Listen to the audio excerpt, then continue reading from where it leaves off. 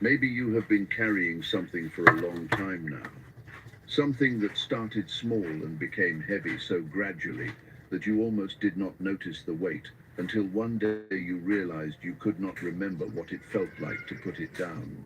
Maybe it is a fear that will not name itself clearly.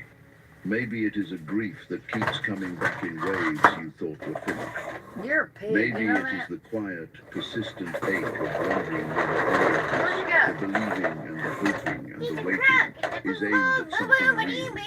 If any of that is true for you tonight, I want you to hear this before we take another step. 700 years before Jesus was born, one man saw the whole story. He saw the virgin conceive a child. He saw a servant beaten beyond recognition, silent before his accusers, buried in a rich man's tomb.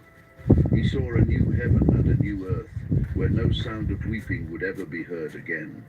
He saw the wolf lying down with the lamb, and the tears being wiped from every face. His name was Isaiah. Come up here for a minute. And I want to see if I tonight, can get my tickets every in. word he wrote is going to keep watch over your sleep. Right here. Come up here. 66 Come here. I'm chapters. going to give you something. Come here. Prophecy after prophecy pointing to one person, We got a written treat. Come on 700 up here. years Get a before treat. that You want to come person outside walked and on get a this treat? earth, Come. and fulfilled with a precision that history has never been able to explain away. So Come on, I close need you your up here, eyes. Lucy. Let your breathing slow. Come on, Lucy, right here. You do not have Up to here, right carry here. Come anything tonight. Let Isaiah speak, Come here. and let the words that Good have job. outlasted Sit every right there. empire find you exactly where you are. Chapter 1. The Burning Coal. Close your eyes for just a moment and imagine a city on a hill. Not a peaceful city. A city humming with the low, continuous anxiety of a people who have been given everything and spent a generation slowly forgetting where it came from. Smoke rising from altars built to gods that cannot speak. Merchants measuring with dishonest Let me put weights. this up right here. Children in the streets and leaders in the courts So right here, doing but the calculations of the self-interested. The math that always ends with the powerful taking from the weak. This is Jerusalem, approximately 740 years before Christ. And into this city, God sent a man with a burning mouth You don't gotta go in and a there. broken heart, and a message no one You wants don't gotta to go in hear. there, my friend. His No, name no, no. is Isaiah. How y'all doing? Who's that? And the book that bears his name begins I'm gonna not go with a wrestle with promise, some roosters. but with a Y'all wanna join me? summons. Hello, is that The a heavens Kaiser? and I the don't know earth what are else a called Kaiser. Is that like a witnesses. Kaiser wolf God or is something like bringing that? his How you own doing? people to court. Is it okay And to the be first here? I charge am a is not what Muslim. you Sure might thing, expect. you can be here It is all not you want. primarily a list of moral failures. It is something older and more fundamental than that. It is the charge of forgetting. The ox knows its owner. The donkey knows where its master feeds it. But Israel does not know. My people do not understand. Think about that image for a long moment. God is saying that working animals have more sense than his chosen people. Listen, that's crazy, Not ain't because it? the animals are righteous, but because they know who feeds them. That's right. They know where home is. They go back. Israel had been carried out of slavery in Egypt, fed with bread that appeared each morning from the ground like dew, given water from solid rock in a desert where water had no business being, brought across a flooded river on dry ground, and settled into a land so fertile it seemed like a promise made physical. And they had forgotten where all of it came from. This is the grief underneath the opening chapter of Isaiah. Not the cold anger of a judge reading a verdict, but the wound of a parent watching a child walk away from everything they were given and pretend they built it themselves. How has the faithful city become a prostitute? She who was full of justice, righteousness lodged in her, but now murderers. Your silver has become worthless. Your best wine is watered down. Isaiah is not writing a legal document. He is writing a lament. Something irreplaceable has been lost, and the one who loved it most is the one who feels the loss most completely. But here is the thing that most people miss when they read the first chapter of Isaiah too quickly. God does not begin with punishment. He begins with an invitation. Come now, let us reason together, says the Lord. Though your sins are like scarlet, they shall be as white as snow. Though they are red like crimson, they shall become like wool. 700 years before the cross made it unmistakable, God was already extending the same offer the gospel would one day make plain. Come, sit down. Let us talk this through. No matter how deep the stain, I can make you clean. This is who God is in Isaiah. Not a deity waiting with arms crossed for the right performance. A father standing at the end of the road with his arms open, having been there long before the child turned around. And then in chapter 6, everything changes. Isaiah has been preaching for some time, delivering these hard words to a city that mostly does not want to hear them. And then, in the year that King Uzziah dies, something happens that will mark him for the rest of his life. Now you need to understand what Uzziah meant to the people of Judah. He had been king for 52 years, more than half a century. For most people alive in Jerusalem, there had never been a different king. Uzziah was the known world. He was the shape of stability, and when he died, something that felt permanent revealed itself to be temporary. The ground shifted. It is in that exact moment of national uncertainty that Isaiah sees what no human being is prepared to see. He sees the throne of God. He is in the temple, and the familiar walls of that familiar space dissolve into something else entirely. The Lord is sitting on a throne, high and lifted up. The train of his robe fills the entire temple, and above the throne are seraphim. The word seraphim means burning ones, and I want you to understand that these are not the soft-winged figures of stained glass windows. These are beings of such consuming holiness that they cover their own faces in the presence of God. They cover their feet, and with the remaining wings they fly. And they call to one another across the throne room in voices that shake the foundations of the building. Holy, holy, holy is the Lord of hosts. The whole earth is full of his glory. The doorposts of the house shake. The room fills with smoke. And Isaiah does not fall to his knees in reverent awe, the way we sometimes imagine holy encounters going in the movies. He falls apart. Woe is me. The Hebrew word here, oi li, is closer to a death cry than an exclamation. It is the sound you make when you know it is over. For I am a man of unclean lips, and I dwell in the midst of a people of unclean lips, and my eyes have seen the King, the Lord of hosts. Isaiah is not performing humility. He is not reciting a liturgical formula of self-deprecation. He has just seen perfect holiness for the first time. And in that light, the way you see dust in a room only when a shaft of sunlight cuts through at the right angle, he can see himself as he actually is. And what he sees terrifies him. This is one of the most honest moments in all of Scripture. Most of our lives we measure ourselves against the people around us. We run that comparison and feel reasonably acceptable. We are not the worst person we know. We have done some good things. We mean well most of the time. But the moment you stand in the presence of perfect holiness, every comfortable comparison falls away. There is no one else in the room to compare yourself to. There is only the light. And in the light, you see what you actually are. It is not a comfortable sight. But then the second thing happens, and it changes everything. One of the burning ones flies from the altar.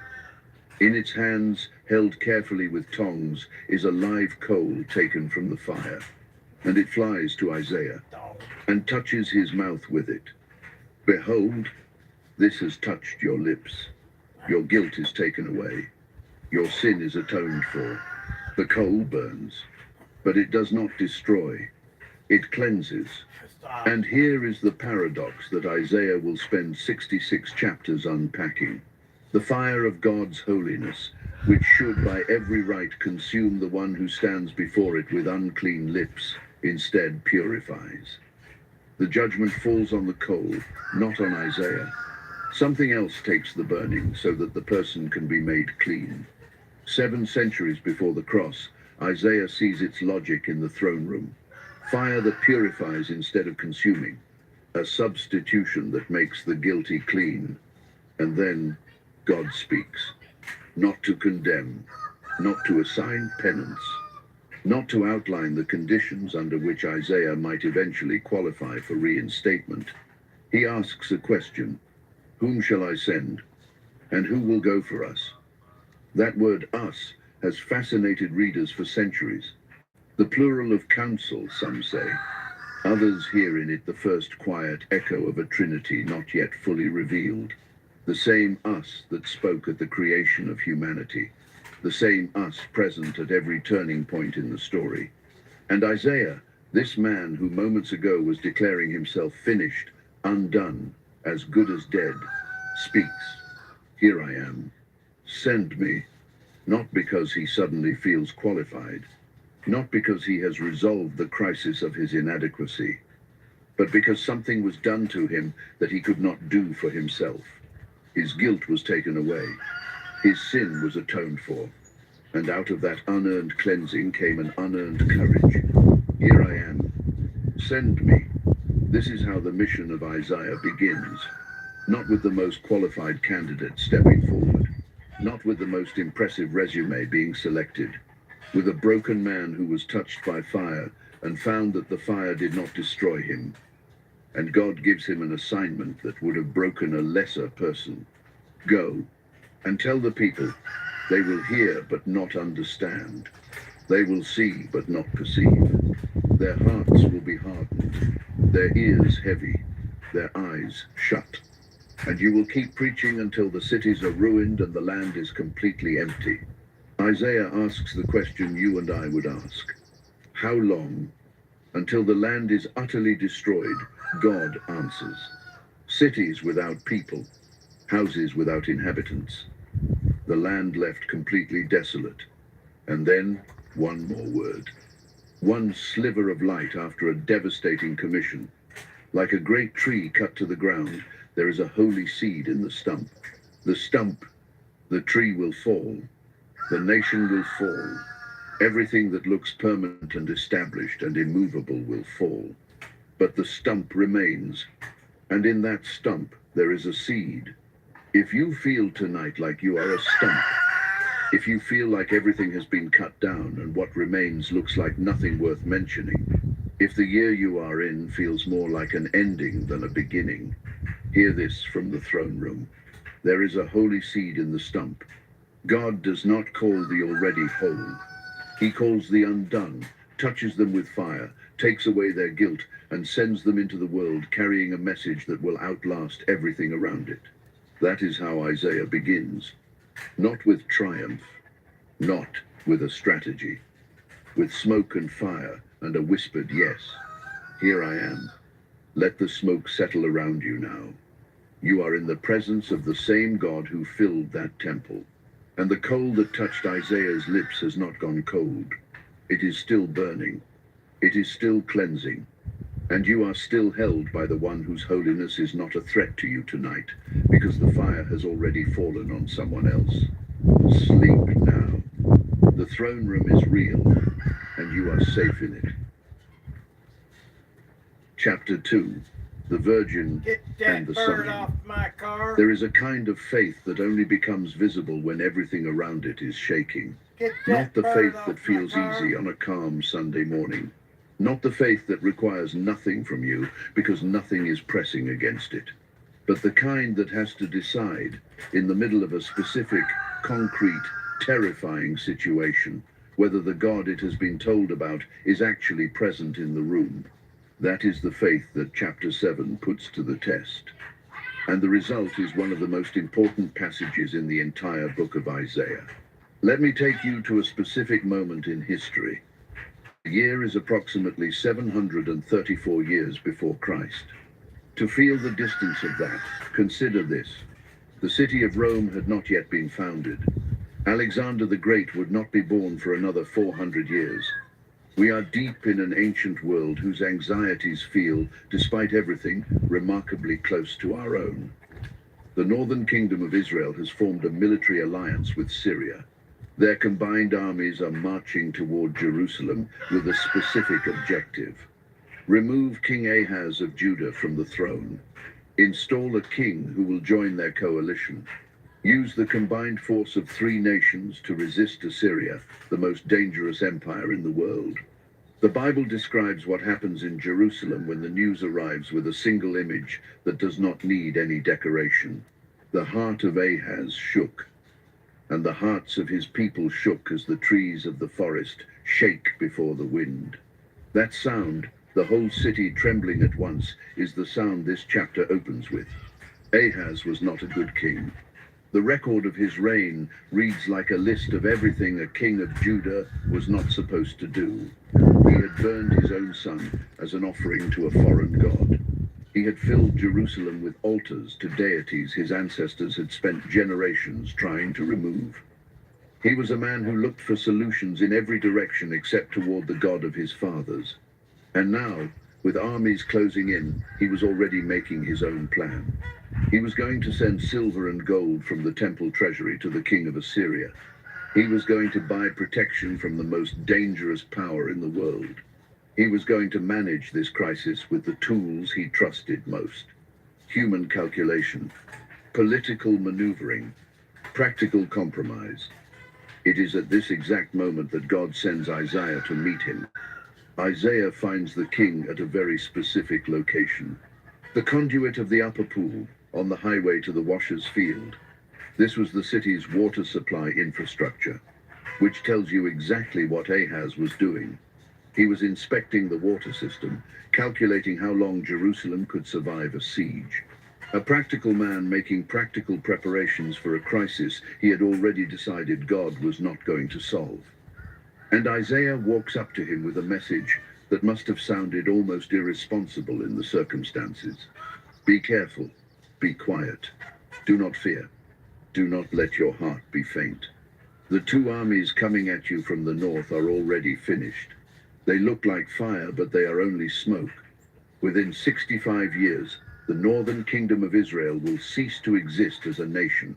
God is telling Ahaz that the armies terrifying him are already, in God's accounting, past tense.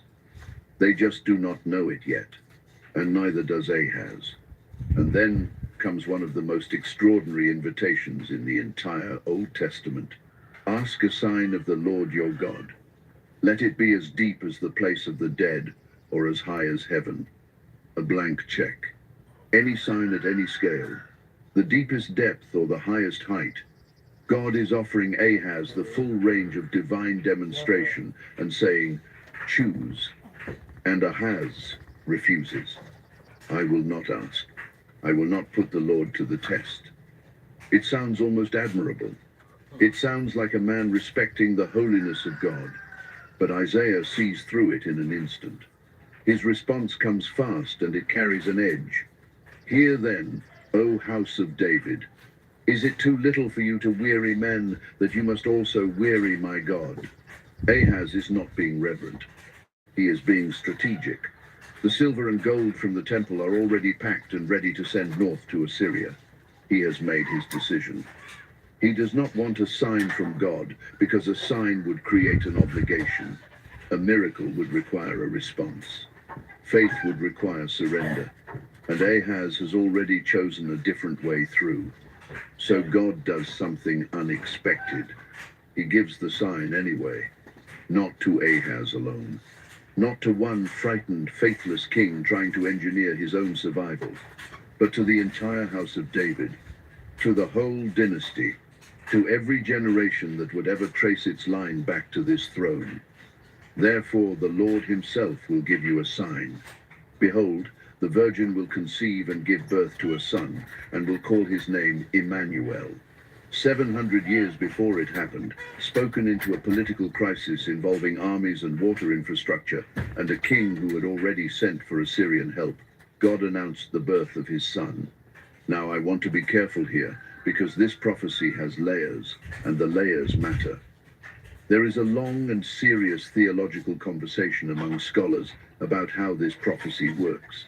And rather than pretending that conversation does not exist, I want to walk through it with you honestly, because I think the honest version is actually more remarkable than the simplified one. This prophecy appears to work on 2 levels at once. Scholars call this dual fulfillment. and Isaiah uses it more precisely than any other biblical writer. On the first level, the prophecy had an immediate context.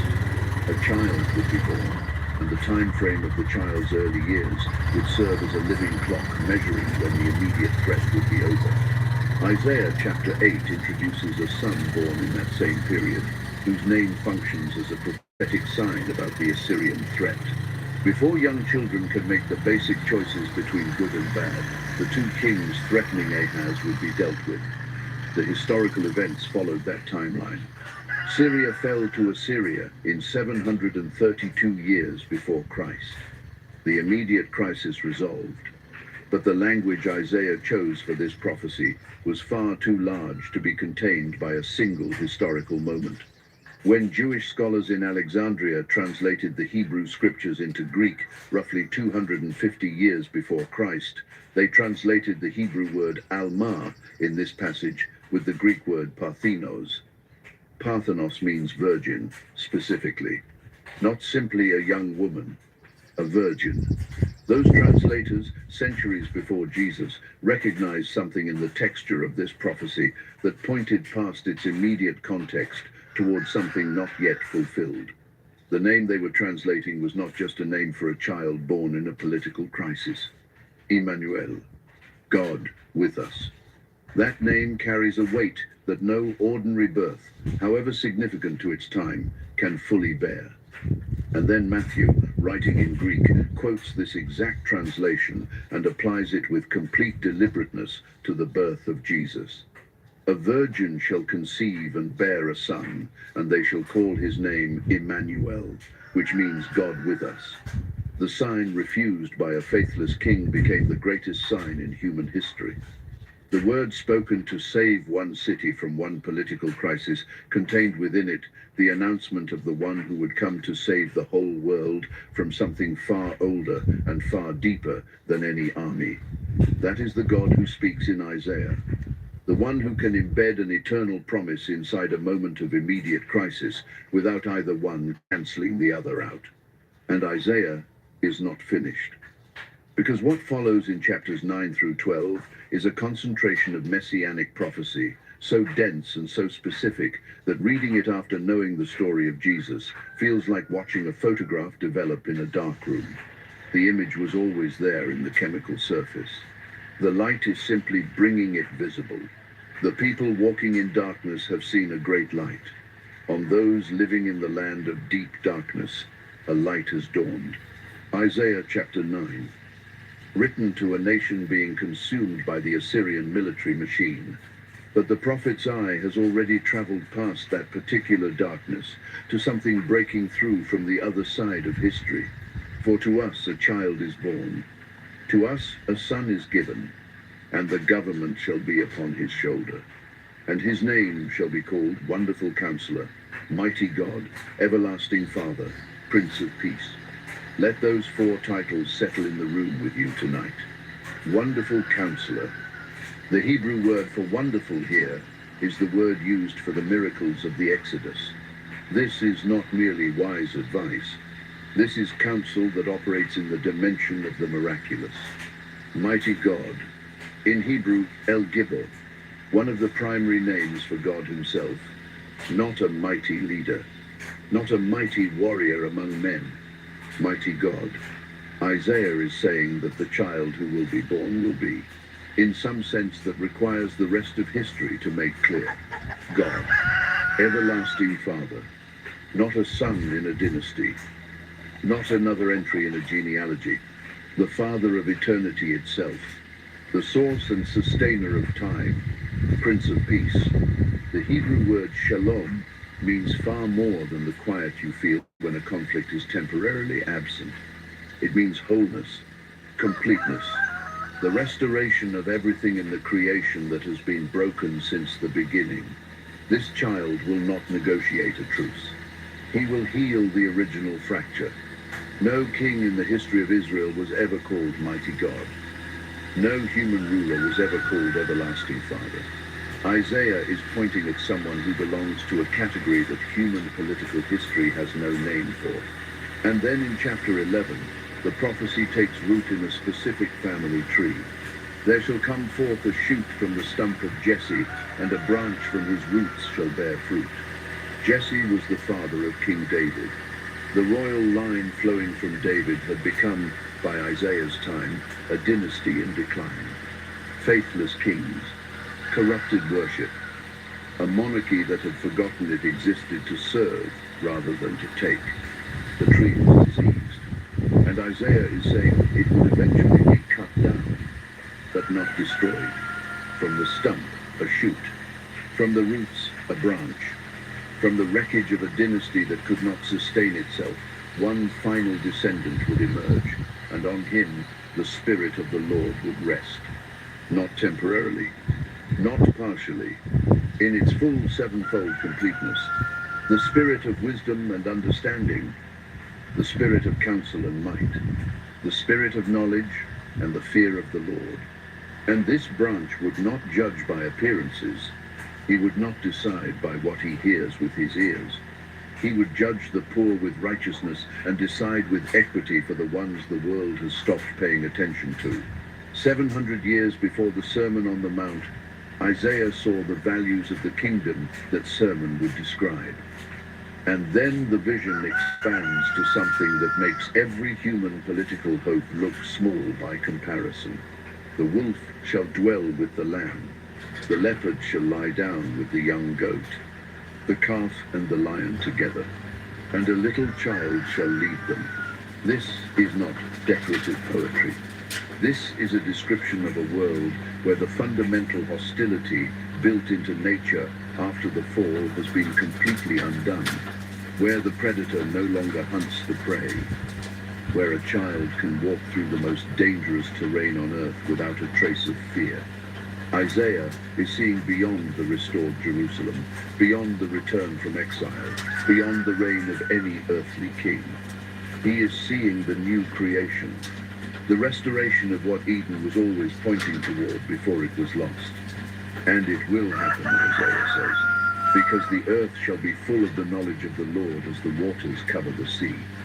Not full of religion, full of knowledge, the actual, lived, relational knowing of who God is, spread across the whole creation the way the ocean covers the floor beneath it, reaching every surface, leaving nothing dry.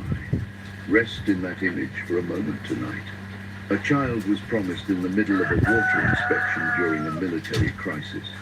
The king who was offered the sign refused it, but the sign was given anyway, because the sign was never only for the king.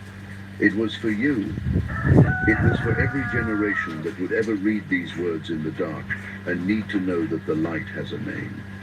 Emmanuel, God with us, not managing events from a distance, not watching from a position of unmoved sovereignty. With us, in the room, present in this moment, in this particular dark, on this night that belongs only to you. The sign was refused, but it was never withdrawn. God with us. Sleep now. The Prince of Peace has not forgotten his name. Chapter 3. The God above empires. Let me tell you something about the part of Isaiah most people skip, and I understand why they skip it. Chapters 13 through 23 have a name that does not exactly invite slow reading on a quiet night. The oracles against the nations. A series of pronouncements against the empires surrounding Israel. Babylon, Assyria, Philistia, Moab, Damascus, Egypt, Tyre. One after another, Isaiah stands before each and delivers a verdict. And most modern readers, if they are being honest, find this section hard to sit with. It feels distant. It feels like the kind of ancient geopolitical content that requires footnotes more than it requires a heart open to receive something. You have to know where Moab was and what Tyre meant to understand why any of this matters.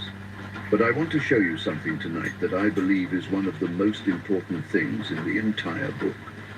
Something hiding in plain sight in these chapters that most people walk right past. These oracles are not an interruption in Isaiah's message. They are the ground it stands on. Let me tell you a story to show you what I mean. The year is approximately 710 years before Christ. In that world, the way most people understood religion was inseparable from geography. The gods were regional. If you lived in Babylon, you worshipped the Babylonian gods, because they controlled Babylonian territory and Babylonian outcomes. If your army conquered a new region, you adopted the local deities, at least acknowledged their territorial authority. Gods were like regional franchises, powerful in their area, limited to their domain.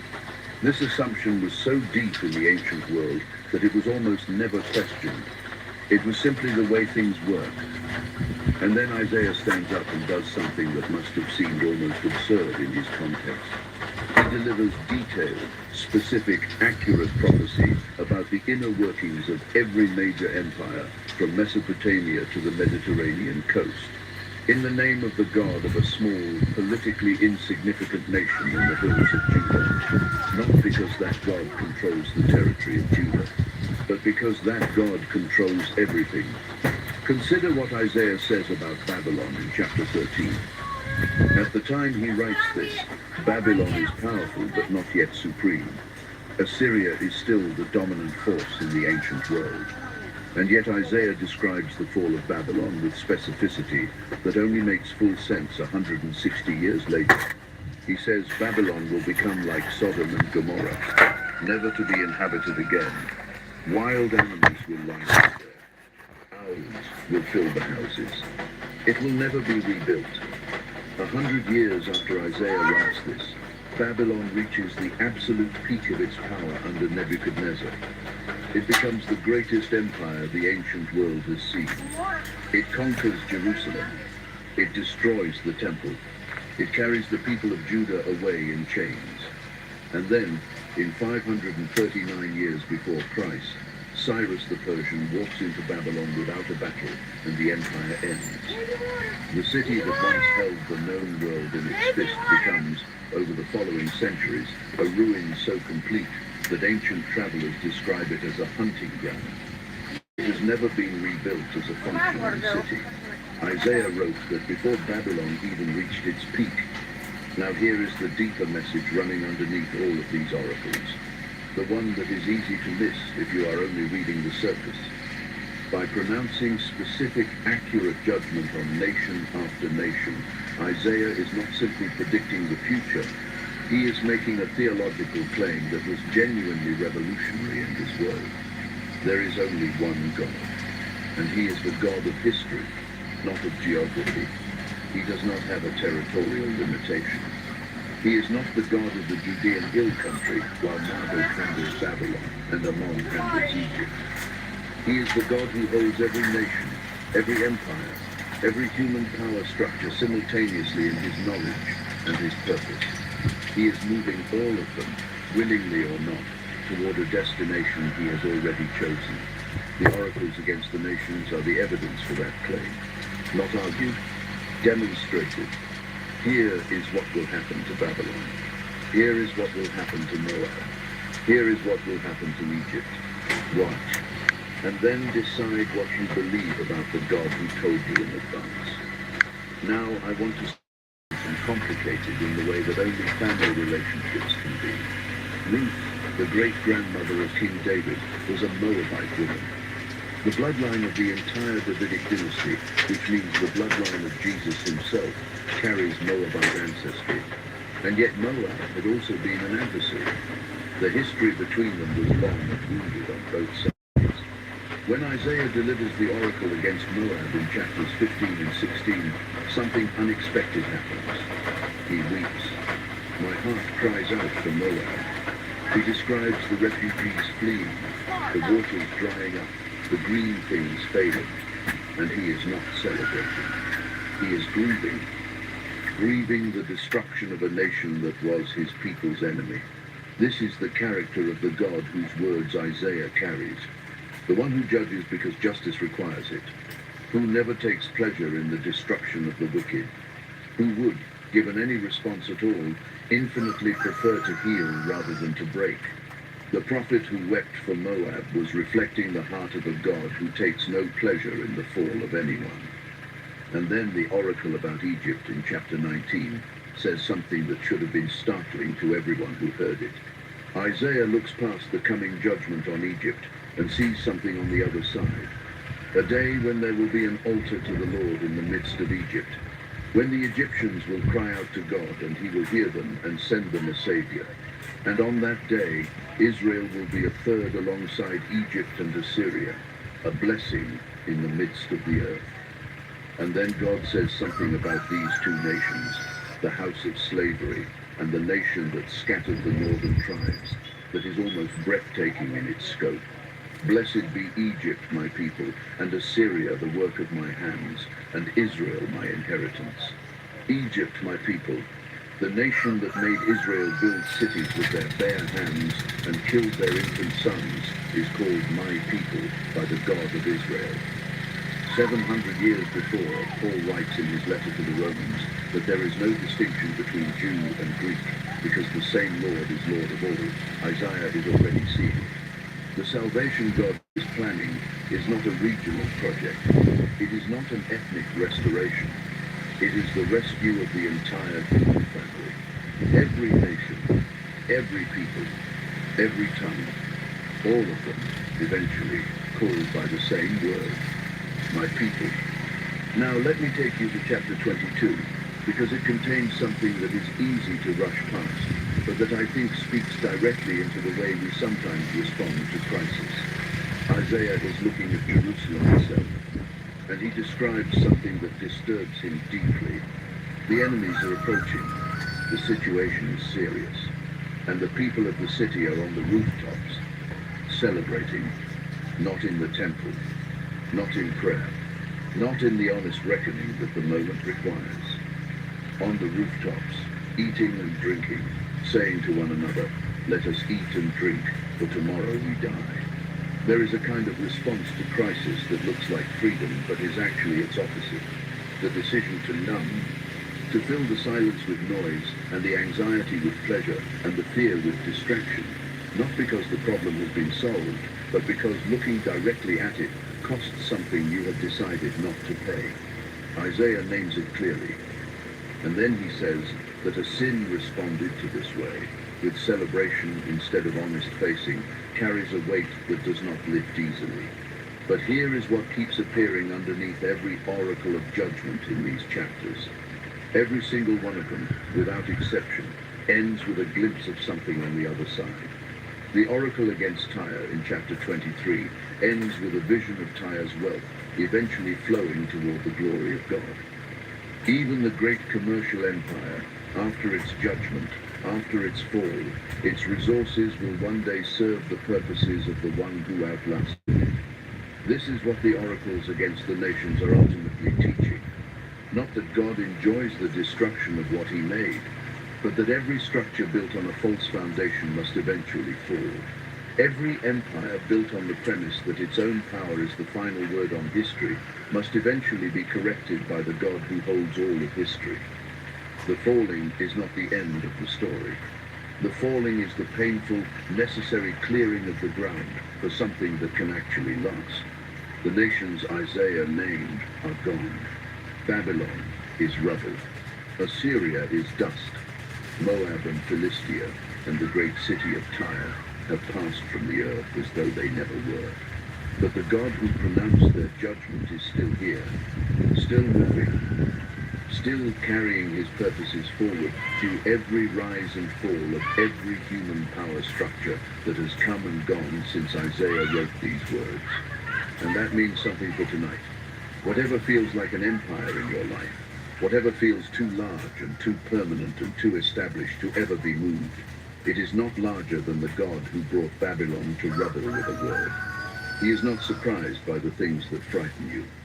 He has seen the fall of things far larger than what you are facing. And on the other side of every falling thing, he is building something that cannot fall. Every valley lifted up, every mountain brought low, the rough places made smooth, a highway prepared. He is the God of all nations. Every nation sleeping tonight under skies they did not make, breathing air they did not manufacture, alive by a grace most of them have not yet recognized. None of it is outside his sight. Not one moment of it is outside his purpose. Let that settle over you like a quiet weight that holds rather than presses. He is awake. He is not surprised. And you are held by the one whose purposes have outlasted every empire that ever tried to make itself permanent. Sleep now. The God above empires is watching over this night, and he has never once been caught off guard. Hefty strength. Hefty press to close bags. Strong choice. Hefty, hefty, hefty. You wash your whole body every day, so why don't you wash your whole mouth? Listerine, wash your mouth. With Sling, you can watch the TV you want, when you want. Customize your channel lineup? You can. Only pay for the days you want. With Sling, you can. Get live TV starting at $4.99 a day. Wait, no pastille pill and meds now? No way. Noom, the psychology-based weight loss company? Yes, Noom combines meditation with healthy habits so you can lose the weight and keep it off. And they guarantee it. That's really...